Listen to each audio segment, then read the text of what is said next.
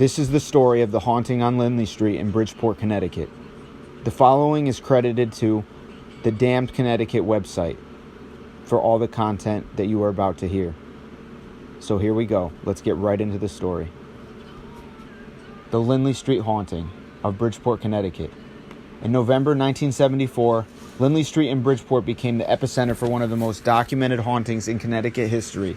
A small bungalow-style home owned by Gerard and Laura Gooden was reported to be under attack by otherworldly forces that were allegedly responsible for moving furniture, breaking windows, levitating objects, making a cat talk, and generally perplexing and terrifying everyone who stepped foot in the house. As the situation seemingly increased in intensity, police and firefighters were called in, as were news reporters, priests, paranormal investigators, and of course, Ed and Lorraine Warren. Thousands gathered in the street to try and glimpse the unexplained phenomena firsthand that was supposedly happening in the house, and an international haunting sensation was born.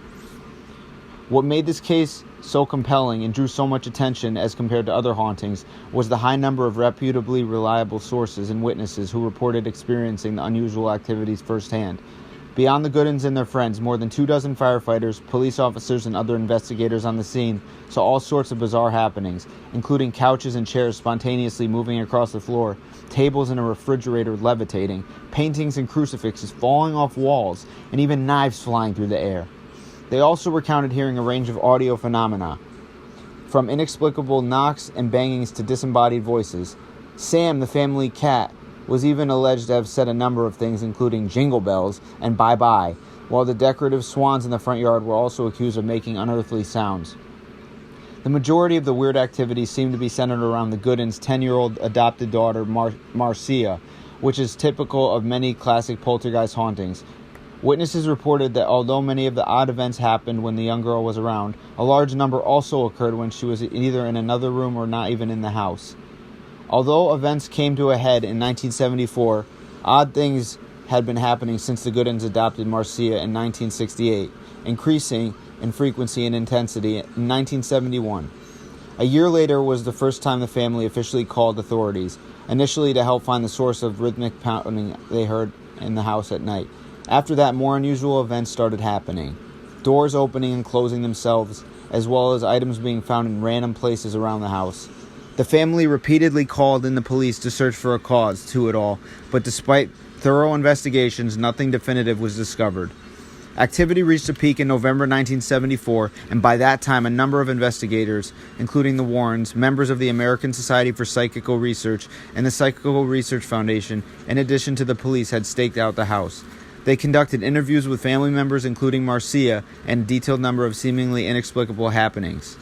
In addition to the aforementioned activities, TVs were tipping over, dressers were moving around, window shades were rolling up, and wall shelves were pulling out of the wall, all without seeming provocation.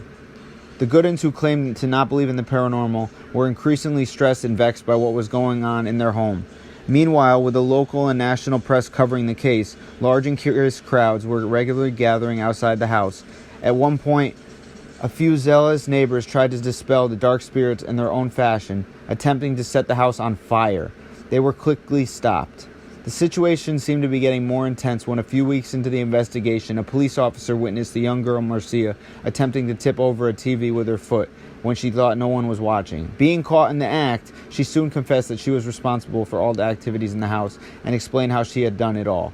The event was soon declared a hoax by the relieved police, who ended the official investigation, although questions remained as to how Marcia had been able to perpetrate some of the witnessed events when she wasn't in the house, or those when she had been in another room. The majority of the investigators, press, and curious crowds all soon went away. Interestingly enough, even though Marcia had admitted to being the cause of the events and apologized for her role in all of it, strange happenings purportedly continued to occur in the house for weeks to come. Eventually, the activities did stop and life went back to normal. More than 40 years later, what exactly happened at Lindley Street is still disputed. Some say it was all a hoax perpetrated by a young girl. Others who were there and allegedly saw unusual things happen when that young girl wasn't around weren't so convinced it had all been faked. One thing is for sure, it's one of the most interesting and famous hauntings in Connecticut history, if not in the entire United States haunted history. So you tell me, haunted or hoax? Drop a comment and let me know in the comment section below. drop a like, give a like, and subscribe for more content to come. I hope you guys enjoyed this video, listening to it and watching it. And like I said before, much more content is coming your way. I hope you enjoyed it.